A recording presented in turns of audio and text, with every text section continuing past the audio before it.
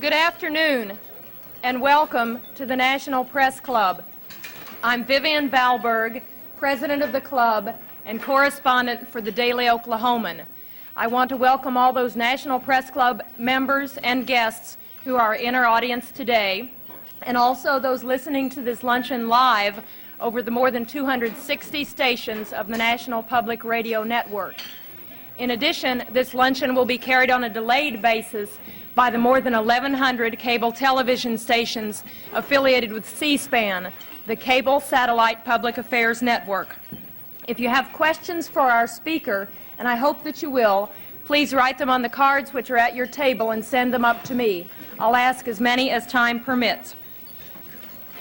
You should know that our speaker next Monday will be Senator Robert Dole, chairman of the Senate Finance Committee, and on Thursday our speaker will be Alan Newharth, chairman and president of the Gannett Company, which has just introduced a new national newspaper. Now for the introduction of our distinguished head table guests. If you will withhold your applause until I've finished introducing them all, and if they would stand as I call their names. The Washington Bureau Chief of the Scripps League newspapers who organized today's luncheon, Lee Roderick.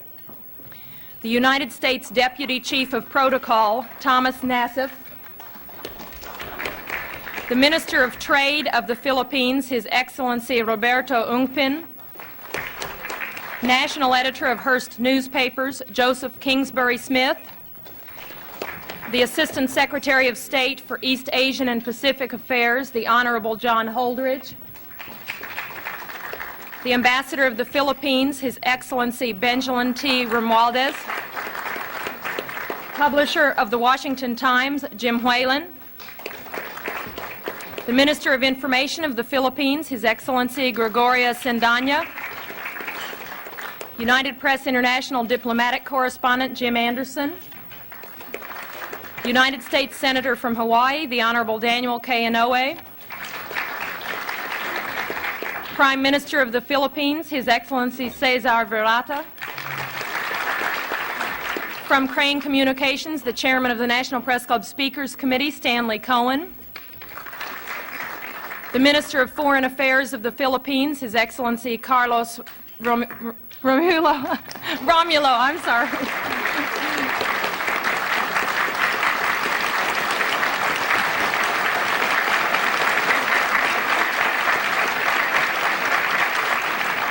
The Associated Press diplomatic correspondent, George Guetta. The Minister of Defense of the Philippines, His Excellency Juan Ponce Enrile. American Ambassador to the Philippines, the Honorable Michael Armacost. President of the National Press Club of the Philippines, Ben Rodriguez. Assistant General Counsel, International Affairs of the Treasury Department, Russell Monk. And the Chicago Tribune diplomatic correspondent, John McClain.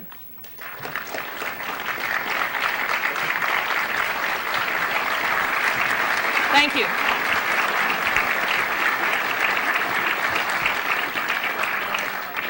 Our speaker today is the President of the Philippines, Ferdinand Marcos. It has been 16 years since President Marcos came to the United States on an official visit, and 16 years since we first welcomed him to our podium at the National Press Club. When he appeared before us then, he had just been elected president of the former American colony, which became an independent nation in 1946. We knew Marcos was a war hero. He got so many medals in World War II that when the young Major Marcos met four-star General Omar Bradley, the general saluted him. We also knew he was a persuasive fellow. How else could he have managed to get his wife, who is known to be strong and bright, to marry him after they'd known each other for only 11 days? And we knew he was experienced in overcoming political adversity. After all, the first case Mr. Marcos ever won as a lawyer was when he successfully defended himself from prison against a charge of murdering a political opponent of his father. The president of the press club at that time, Win Booth, remarked at the great warmth of the greeting Mr. Marcos received in 1966 and said, and I quote, "Your very presence reminds us that you and your great people are the faithful allies of our country in time of trouble. And that, sir, is something the American people and the men and women assembled in this room are not about to forget," end quote. But much has happened in those 16 years. In the interim, Mr. Marcos declared martial law, or what he called constitutional authoritarianism, and did not lift it for 11 years. There have been charges of corruption, abuses of human rights, and political repression, and recently the Archbishop of Manila called openly for him to resign. But through it all, Mr. Marcos has remained president, and this week, President Reagan warmly welcomed him, stressing the many common ties between the two countries. The New York Times recently said, quote, "In a country that is deeply sensitive to style, Ferdinand Marcos has it, and it has allowed him to take the sweeping actions that in essence converted the nation from an ill-functioning, raucous but free democracy into his personal fief and seemingly permanent possession," end quote.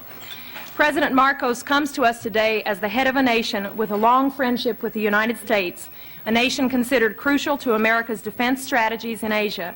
We are eager to hear what Mr. Marcos has to say. It's my pleasure to present to you Ferdinand Marcos, President of the Philippines.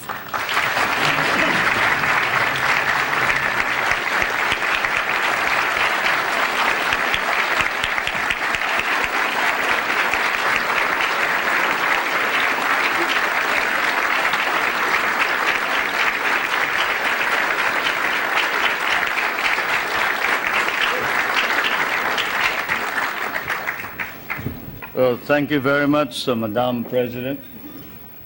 Distinguished guests, my friends. It certainly is gratifying that in the course of my present visit to the United States, I should once again be accorded the opportunity to meet with the people who understand me or misunderstand me most. I'd like to thank all of you. I remember that our relationship, the relationship between the two countries can be opened up at one of 2 points by the historian or the curious investigator into world events. One, the military, which was Admiral or then Commodore Dewey, sinking the Spanish fleet under Montojo on May 1st, 1898 in Manila Bay, and with the help of the Filipino revolutionaries under General or President Emilio Aguinaldo, who then proclaimed the first Philippine Republic. Incidentally, President Emilio Aguinaldo was the grandfather of Prime Minister Cesar Virata, who is here. My grandfather only commanded the revolutionary forces. We have changed places since then. Either that point of entry is chosen or the more sedate commercial one 100 years back. 1796, the brig Astrea, sailing out of Salem, Massachusetts, towards Lisbon, and then to Manila, selling her wares there for 5 months, carrying that amateur and self-taught mathematician and navigator, Nathaniel Blow-Ditz, whom you must have heard, who later in 1806 authored The Practical American Navigator, for he had discovered the simple way of determining longitude through the long voyage across the Pacific. The American government bought the rights after 2 editions, and it has become standard text for all those who study salesmanship from Kings Point to Annapolis. Either way, it has been dramatic and historic, and it was always to be so. There was always extreme on both sides, enmity, if not enmity, extreme friendship, a relationship of love, hate. And this is my fate and destiny. I thank you all for this privilege and this honor. It may be said that an official journal like mine ought always to visit with this press association, for, as someone once observed correctly, the American press is, of course, the fourth branch of government in this country. And then also it is well to remember that the so-called solicitude with which Americans regard developments in the Philippines is perhaps now more pronounced than in the devoted reportage by the American press on our country. This keen of the American interest of the American press notwithstanding, there is, I fear, some confusion in this country of what is happening in the Philippines today. It has been one of the shocks I encountered while preparing for my present journey, and also upon arrival here in Washington, to read in one of your outstanding papers a statement to the effect that the Philippines is still under military rule, which it is not, and that there is no civil government. Such misstatements, whether intended or otherwise, conveniently merge with more accurate reporting about the true situation in the country, resulting in much confusion and misimpressions about our country, require clarification. So perhaps I should begin by stating first a few basic facts about our country without too much embroidery. The Philippines is a republican state with a duly elected government at national and community level. We have a national constitution duly drafted by a constitutional convention elected and convened in 1970 and duly ratified by our people in 1973. Under that constitution, ours is a modified form of presidential government with a National Assembly constituted by assemblymen elected by regions in 1978 and a president directly elected by the people in 1981. Legislative power is vested in that National Assembly, while the executive power is vested in the president. And the party in power, the party that won the most number of members in this National Assembly, choose the leader of the legislature, and the leader is the Prime Minister, and he's no other than Prime Minister Cesar Virata.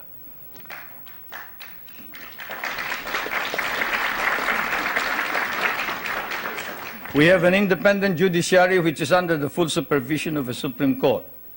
While it is claimed that human rights are not protected by the courts, or that civil rights are not duly enhanced by the Constitution, because there is no way of seeking, say, the remedy of a writ of habeas corpus.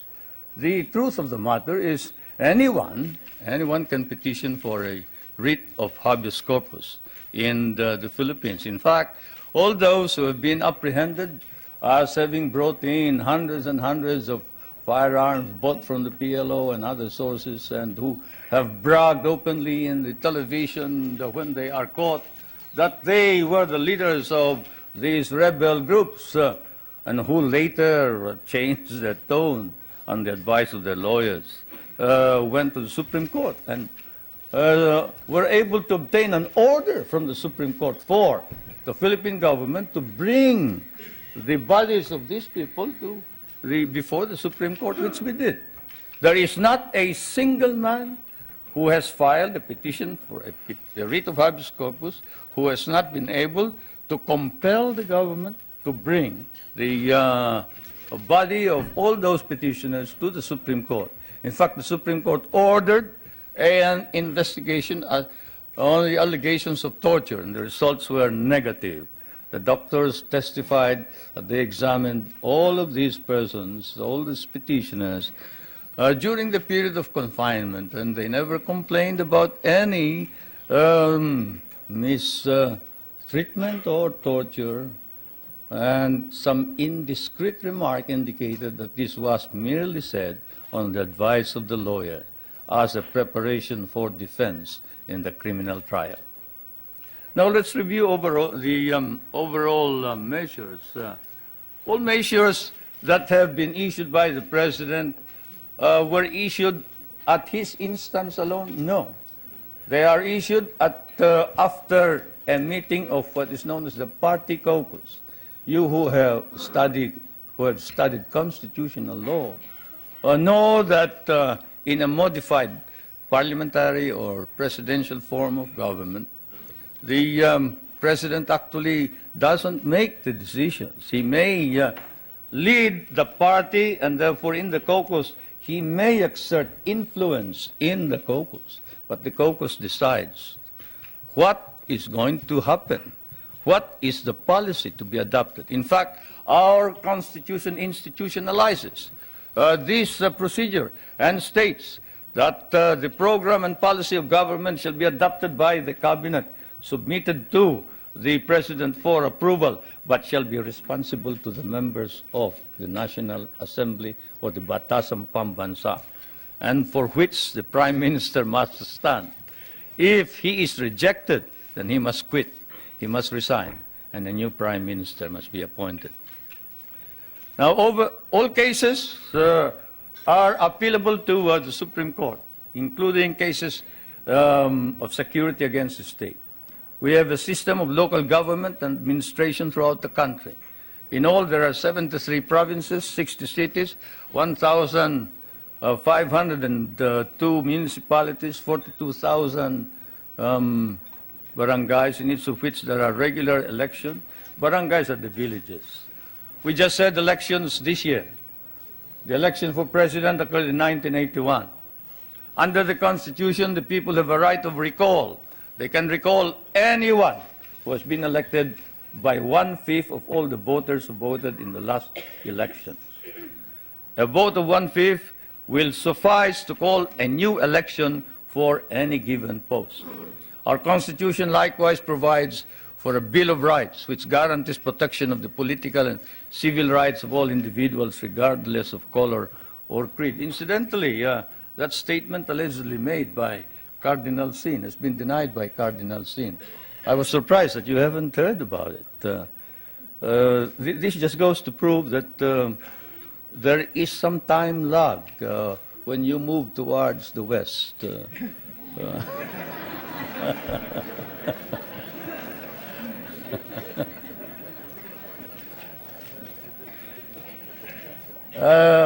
Cardinal Sin, when he arrived in the Philippines, appeared before some of our friends and said, look, there is no quarrel between the church and state, and the church and state are separate. I have no intention of intervening in political affairs. I have not stated that the president should resign. That's his business. That's the business of the people. He was elected by the people, and I'm not about to say anything about this. That's why I'm surprised that here you make much of it. But I suppose that's part of news. It's good copy. Can you imagine asking the president to resign? That's, by constitutional mandate, social justice is a matter of national policy and a priority objective of government. And this is why one of the first reforms was land reform. You know, when I proclaimed martial law, I didn't proclaim martial law alone. It is made to appear as if I just signed the decree and said, I impose martial law on each and every one of you. No. I asked the legislature to please pass a law proclaiming martial law because there was anarchy in the country. Now, let me say this. The opposition was strong. And they were members of the Security Council, and somehow they adopted a resolution which required that there be a unanimous vote for the armed forces to be able to move. And therefore, the armed forces was immobilized. At the same time, I asked the opposition party to come and join me in a coalition government. I offered one half of the cabinet. And of course, they laughed at me and said, Why should we join you? We're going to take over the government. By the time you are through with the exercise, you're dead, politically and otherwise. So, and they refused to join me. I asked the advice of the judiciary. I asked the Supreme Court justices, the Court of Appeals justices, and the members of the private sector. And all of them told me there's only one man who can proclaim martial law, and that is the president. And you are it. You are the only one who can proclaim martial law. This is why I must carry this particular mark in our history. I could not have transferred it to the legislature. Why? Because the legislature did not have the power. What does the Constitution provide? The President shall be the Commander-in-Chief of the Armed Forces of the Philippines, and he may order the armed forces out to quell any disorder, riot, rebellion, invasion, insurrection, and in case of invasion, insurrection, rebellion, or imminent danger thereof, when the public safety requires it, he may suspend the privilege of the writ of habeas corpus or proclaim martial law throughout the Philippines or any part thereof. What does that provision provide? It provides that only the President can proclaim martial law. I repeat, that is why I had to assume responsibility. And I am not one for shirking duty. The people said there was necessity for proclaiming martial law. And the people said, you are the only official who can proclaim martial law. So I proclaimed martial law. And I sincerely believed that it was necessary to proclaim martial law to install order and stability, because there was complete anarchy throughout the country at the time. Now, therefore, at that particular period, what was the status of our government? Our government was immobilized, impotent. The armed forces could not move out. The industry was not at all in any way moving. There was no income coming into government. Everybody was running away. They burned the U.S. Partly burned the U.S. embassy, tried to burn it anyway. They tried to kidnap the American ambassador. American ambassador was Ambassador Byroad. And they tried to kidnap our foreign minister, Romulo, whom you just saw today. And I told him, you better disappear because I will not ransom you.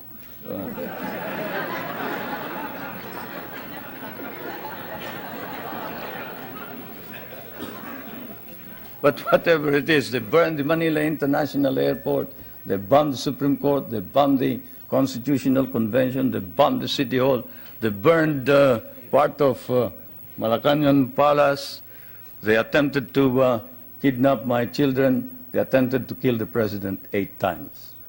There was, of course, an attempted assassination against the First Lady. You all know about that. And this required that I immediately act on it, and so I did. Now, we established land reform. We were fighting a group known as the Hukbalahap, Hukbong Nagpapalaya ng Bayan. It was socialist inclined. It was leftist. But they were friends of mine because we had fought in the Second World War together. And so I approached them and I said, look, I'm going to establish land reform. If you're fighting for land reform against the feudalistic agrarian system, then you must join me. And they did. I want to introduce to you the leader of that rebellion, who is now present and is a part of the government, Mr. Luis Taruk.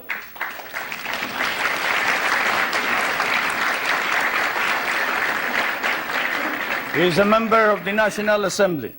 One reason why he ran to the hills, according to him, was he was elected as a member of the old legislature and he was not recognized as such. He and the others.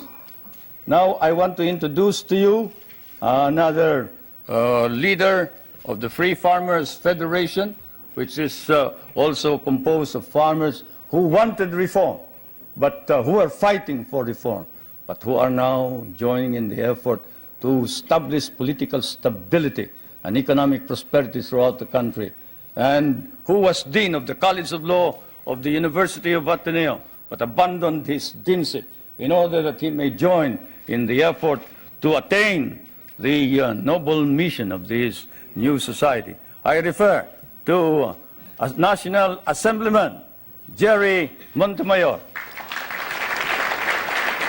President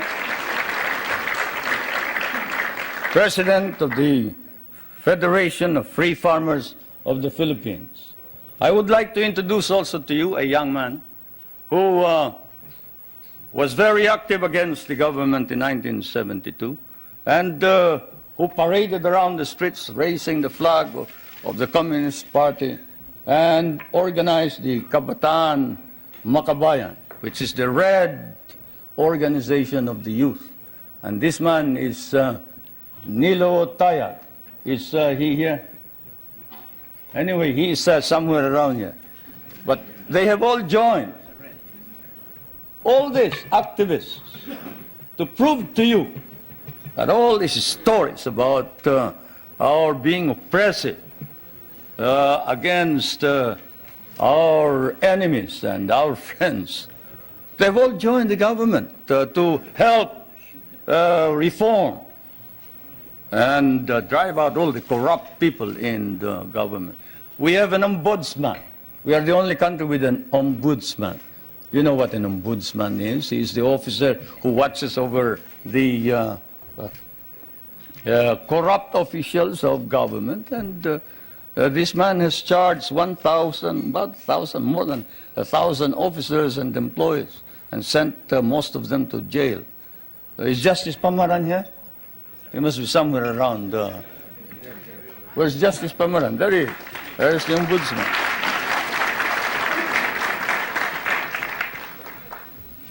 And we have not deprived anybody of private property. On the contrary, while we are a free enterprise society, we have an egalitarian base. We recognize private property, encourage private initiative. Our Constitution explicitly recognizes the importance of developing the national economy and protecting the patrimony of the nation. In line with this, a National Economic and Development Authority has been created for the purpose of planning and coordinating economic development plans. I chair that Economic Development Commissioner.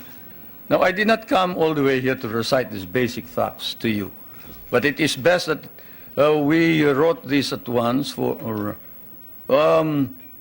they form an important background of understanding the developments in my country.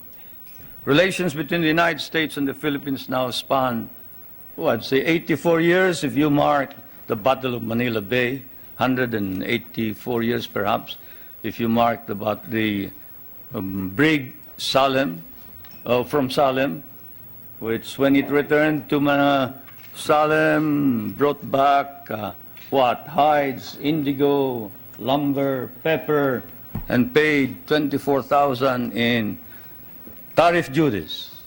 Many things don't change, not even tariff duties. Anyway, the trade between our countries is covered by a trade agreement. The military and security matters are covered by 3 agreements. Those agreements are, and I will now ask our friends in my staff to distribute these agreements to you, or as many as can receive them.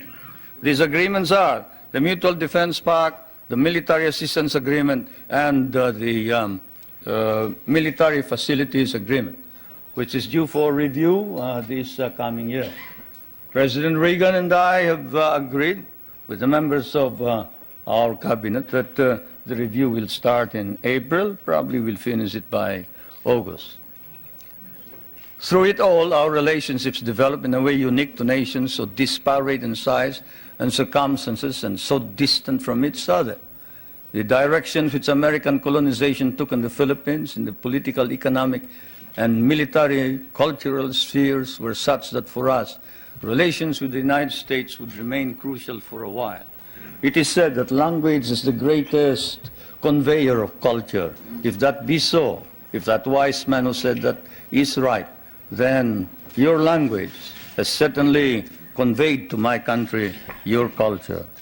And this is why the relationship between our countries is something undefined. Our interests may have diverged in the period after our recovery of national independence in 1946, but this relationship has endured. And the question that is often asked is, does the Republic of the Philippines differ from the American Republic? Yes and no. It doesn't differ in the sense that it is democratic, but it differs in the sense that we have a prime minister, and in the sense that we try and make the legislature and the president or the executive work together. We cannot afford any stalemates. We cannot afford any delays. It is a modified presidential form of government, while yours is a complete and pure presidential form of government. Why did we change this? Because we cannot afford stalemates and deadlocks. Yours is a strong economy and a military power.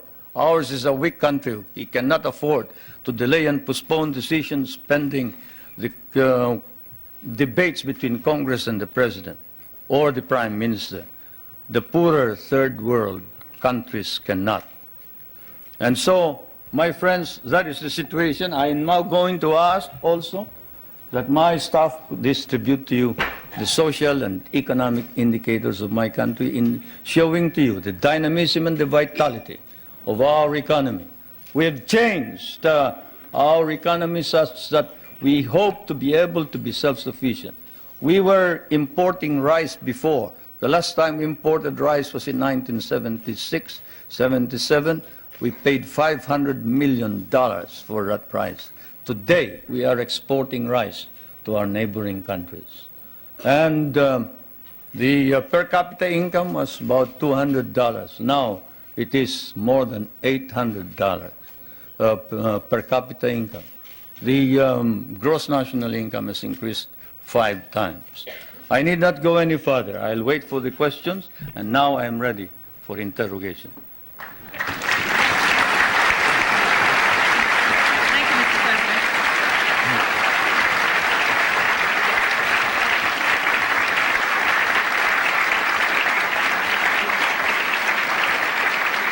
Thank you, Mr. President. Please give us details on your meeting with President Reagan. Did you seek any firm commitments? Did you get them?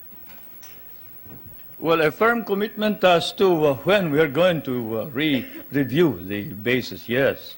A firm commitment that a mechanism be set for the study of our economic problems, yes. Because, as you know, the reason we have a deficit in our balance of payments is the commodity prices went down because of your domestic deflationary policies, your interest rates. But all of this can be worked out, and so it has been agreed. Secretary Reagan of the Treasury is going to meet with our foreign minister, who is also prime minister, regularly. The next meeting is next November, I think. So we have worked that out. The national security matters will be worked out by the defense minister. The 2 defense ministers are also meeting in November. Those are the specific ones. We have also entered into a tax agreement and air agreement. This afternoon, tomorrow, there will be some kind of agricultural agreement. As you know, we have one of the most modern and biggest concentration of agricultural and natural scientists in Asia. This is in Los Baños, the University of the Philippines. And we have biogenetics, we have plant engineering, we have, name it. You remember that the International Rice and Research Institute is based there, and that it was the one that produced the new type of rice which produced the rice green revolution. And we help your scientists produce the corn that can fight mildew. When your scientists could not produce it, we did. That center is going to be developed. We are also hoping to be able to exchange technology on non-conventional energy and other matters. It has been reported that your government will seek $2 billion in rent from the U.S. for the Philippine bases. Is this an accurate report? No, it is not. We have never talked about figures. Louder and clearer. We can understand the question. The question was, is it correct that we have demanded $2 billion in the rent? The answer is no. We haven't quoted any figure. What we have asked is this. We want a study. What is it that is necessary in order that we can perform our job? You and I know that if the Philippines is attacked, the United States is not necessarily bound to immediately react because the provision of the Mutual Defense Pact is that you will immediately take steps as is necessary to meet the contingency in accordance with your constitutional processes. What does that mean? That means that you go to the Senate and the House of Representatives. What does that mean? That means delay while we are dying there.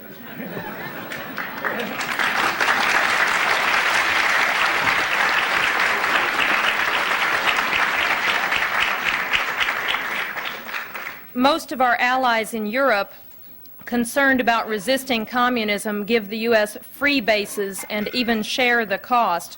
Why shouldn't we expect the same kind of cooperation from the Philippines instead of demands for more rent? Well, for one thing, you haven't exactly paid for what we lost in the last war. If we must make an accounting, 75% of our cities were devastated in the last war. We lost 1 million men. Shall I quote you the statements of Roosevelt and MacArthur that every Carabao will be paid for? Shall I tell you that the veterans who were inducted into the USAF, the United States Armed Forces of the Philippines, of the Far East, your armed forces, were paid only 1/2 the salary of your soldiers? Shall I tell you that we almost turned communists because you refused to recognize us? Shall I tell you that I had a difficult time stopping my guerrillas, 25,000 of them from joining the communists, because precisely you sort of forgot that we had done the fighting for you, you know, and we were parts of your armed forces. But in fairness to the American Congress, when we came here and we called attention to the fact that we had been abandoned and forgotten, they themselves in outrage immediately passed a law recognizing the services of the Filipino and reinstating them as parts of the United States Armed Forces in the Far East, including back pay and benefits. That, Madam President, is the answer, in addition to the fact that those people that you are talking about have been making money at the expense of the United States for quite a long time, while we have not.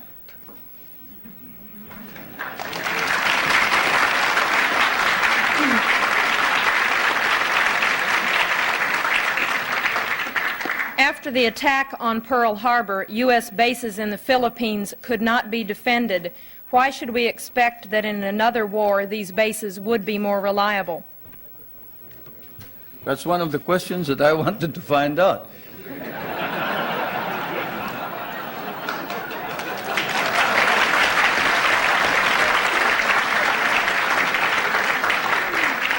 If you're going to run out on us anyway, you better let us know now.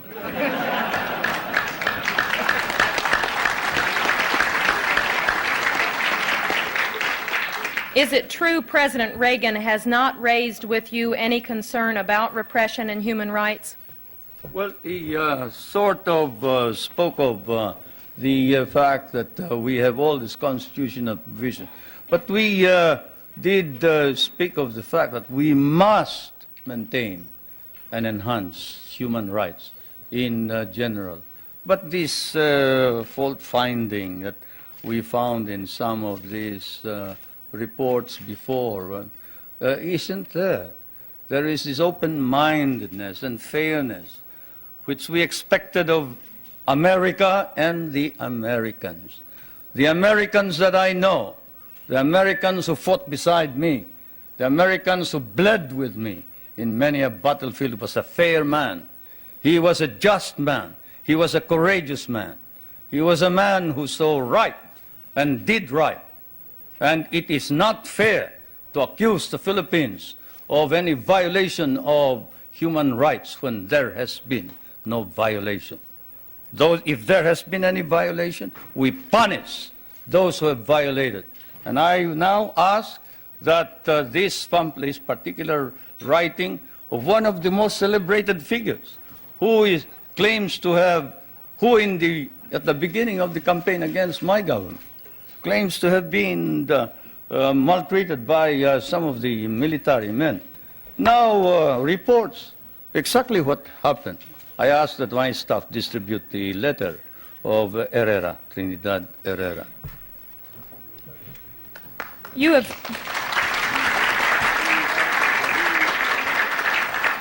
have indicated that the allegations about political repression and human rights are overblown. How then do you explain the findings of the international independent group Amnesty International, which documented cases of torture, disappearances, and illegal detention? Well, I'll tell you that the Amnesty International has never come to the Philippines. That's why all they talk about is something that they obtained hearsay. Let's give one specific example. Father Abedicio, a famous case. Father Abedicio is supposed to have disappeared. He is a member of the clergy in the Philippines. He's a Filipino. He disappeared and we couldn't locate him. Not even my best intelligence officers could locate him. And what did we discover after 6 months? We discovered he had run away with somebody who claimed to be a nun, and he was in Germany. How do you like that? And we got blamed for it. We got blamed for it. That's it. That's how the Amnesty International has been reporting all this thing. This questioner says, I have been in Manila and talked with both Filipino and U.S. businessmen. They say the Philippines are the most corrupt nation in the Association of Southeast Asian Nations, and that your wife's nickname is Miss 10%. Will you comment? They must mistake us for another nation. He must have been living in the bar. Because I can tell you, there is this man, Justice Pamaran, whom I just introduced to you. He is the ombudsman. You who know what an ombudsman is, knows exactly what he can do. He doesn't wait for evidence. Any rumor whatsoever, and he investigates it. You talk about my wife. Not that I would like to defend her. She can defend herself any time. She's quite capable. But perhaps that statement was said of another First Lady, not my wife. Certainly not my wife. Perhaps I can tell you that the property of the Marcoses has been brought into a blind trust. And not a 2020 blind trust either. It's a real blind trust. And we don't know exactly how that blind trust operates the property. The only property that we have control of are two or three houses. One in the province of Ilocos Norte, no, two. Two in the province of Leyte, and one in Manila, 5. Then the schooling for the children, up to possibly a doctorate.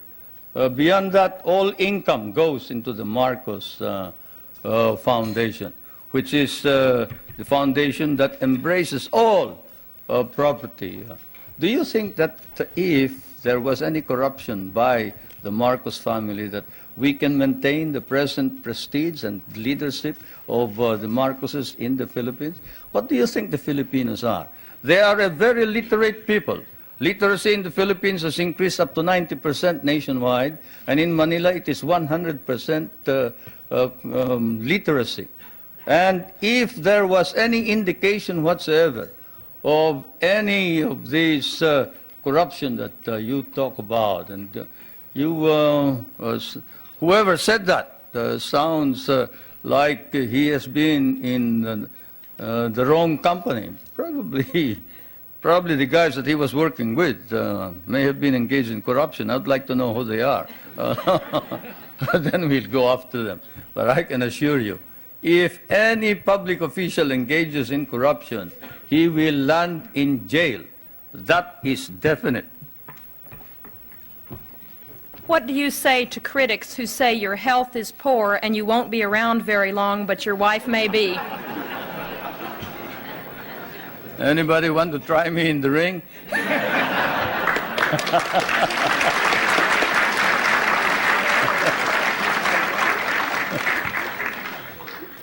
Yeah. Ridiculous. I refuse to answer questions like that.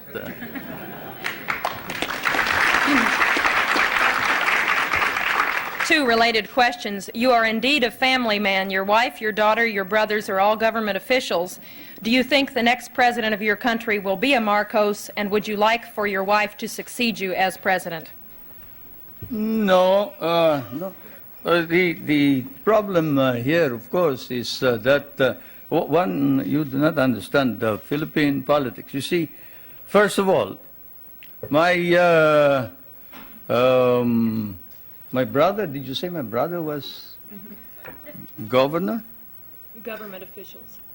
My brother volunteered his services for Medicare. Did you want him to withdraw his voluntary services as a medical officer? He is serving our country practically free, abandoned a very profitable medical career in order to serve what we have as Medicare, which is your Medicaid, no? Yes. He is not a government official by any means. This is a voluntary organization. My wife was elected. He was elected because the candidates wanted to include him, to include her. They wanted somebody to carry them. Minister Romulo will tell you that without the support of the governor, who happens to be well liked by the people of Manila, they probably wouldn't have won in the last elections. It's just a matter of helping out in the political campaign. My daughter is the voluntary head of a group of village leaders. That is not a political organization. That's not a government organization. This is an association of young kids who are organized in order that they can help each other. Kabataan Barangay. And I am surprised that you hold it against these young kids, that they get together so they can play football, they can encourage sports, they can encourage people, the young kids from going into drugs. Don't you think that you should also organize something here in the United States and get somebody to stop the young kids from going into drugs and instead go into sports? Well, that's what they're doing. Now, with respect to the other officials, the question, of course, doesn't specify. Let me put it this way. As I told you, our government is a caucus government, consensus. When the consensus of the party demanded that I appoint the First Lady as a member of the Executive Committee, I had an agreement with them, and that is that she would not become President or Prime Minister. At the beginning, even Prime Minister Cesar Virata was for the First Lady becoming Prime Minister. But the First Lady and I stood our ground, and we nominated the Prime Minister Virata instead. Now, is that the action of anybody who is preparing to take over as a dynasty? Now, my other daughter, well, she is in Pennsylvania. She's studying voice culture, and she is in anthropology. I don't see what connection that has with politics. Mr. President, your opponents say this trip is costing between $5 million and $20 million. What is the budget for your trip? It's ridiculous. My cabinet is spending only a very minuscule part of that. If there are any people who have joined this group, they are on their own. I'm sorry to say. They're on their own. Do you believe the United States now has a consistent, understandable policy toward the Philippines and East Asia? Shouldn't you ask that of the United States leaders, not me? But as far as I'm concerned, yes, insofar as we can understand. What I see is a resurgent American nation under a new leadership, trying its very best, earnestly trying to arrest decline and slide in prestige and in policy, in domestic and foreign policy. That is what we see from the outside. There is an earnest effort to prevent drift and confusion.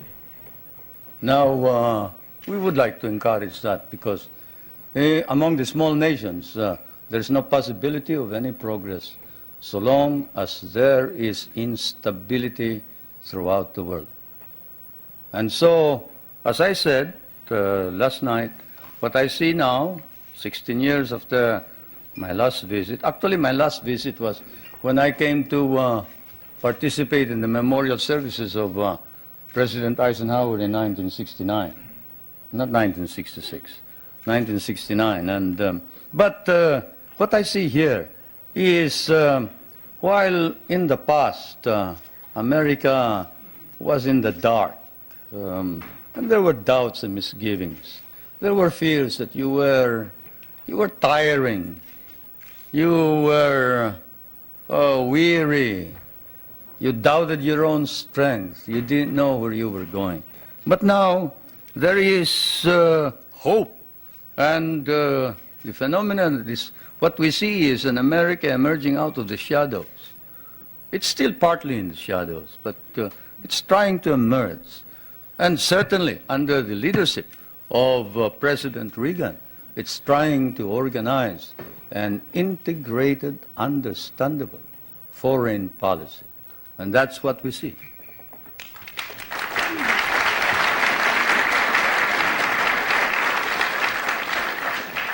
There is widespread malnutrition in the Philippines, and only 1/3 of your labor force has regular employment. Given this, how do you justify the prosperity in which you, your family, and friends live? You must like us, the way you ask those questions.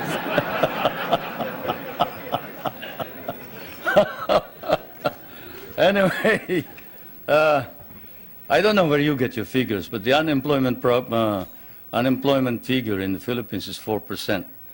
I don't know what's yours.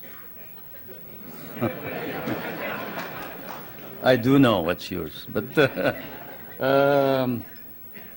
have you heard of the KKK, not the Ku Klux Klan, but we have a program which harnesses the energies of those who are half employed, like those who are in the farms. You see, those who wait for the coconuts to fall or who plant rice are partly employed. And so we allow them to engage in what we call small, medium-scale industries, contract work. Where, in what country do you see, say, a boot block? A boot block. Go to a rural bank and say, look, I used to borrow money from this usurious lender here. I borrow 5 pesos in the morning, I have to pay him 6 pesos in the afternoon. Can't you lend me 50 pesos now and I will repay you later on? I have no collateral, I am unknown, I live in the streets. And in what country will you see the rural bank lend this bootblack money, after looking at his shoeshine stand and gathering all the other shoeshine boys and putting them to work and getting them to repay this indebtedness, not in a week, but perhaps even in a day. Or fishermen who live a hand-to-mouth existence. Even here, in your prosperous United States, can a poor fisherman go to a bank and borrow money on his name, on his signature? He cannot. But here in the Philippines, he can. A poor fisherman can go to the bank and say, look, I live in so-and-so, and the chairman of my village can certify that I am a poor fisherman. And I would like to organize a group. Can you lend us 5,000 so I can buy a motor, I can buy a net, I can buy a small boat, and we can improve our earnings. And under our laws, we have set aside funds which then are lent out. And we have been able to lend out about 1,200 million pesos under this scheme, and they have been repaid. They have been repaid, and that's the worst part about it, isn't it? Many people don't believe it, but they have been repaid. And so we have a situation where the work ethic has been encouraged. We tell everybody, you don't plant rice, you don't eat rice. You don't work, you don't get anything. But you work. We'll give you the wherewithal. We'll give you the funds. We'll teach you how to work if necessary. And we'll see to it that we will sell your products. That's what's happening in the countryside. Not all this talk about corruption and this ridiculous statements about people in government enriching themselves. When you have activists like Luis Tarok and Jerry Montemayor and Nilo Tayag and these men who were ready to kill the president, but who now says that the reforms that are being instituted are for the good and welfare of the country, you don't engage in any of this foolishness that you talk about. No, everybody is sincere and earnest about making our democracy work. And I can tell you that whoever has told you about these unwholesome observations about the Philippines, better come back to the Philippines. I'll pay for your trip so you can see what's actually happening. Thank you, Mr. President. Before I ask our final question, I want to present you with a certificate of appreciation for appearing once again at the National Press Club and with an updated version of the National Press Club necktie. Thank you.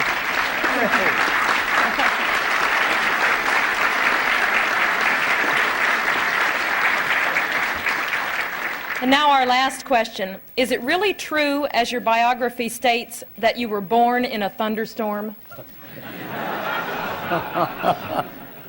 How should I know? But my mother says so, yes. My mother says so, and I guess if you can't believe your mother, whom will you believe, huh? Thank you very much.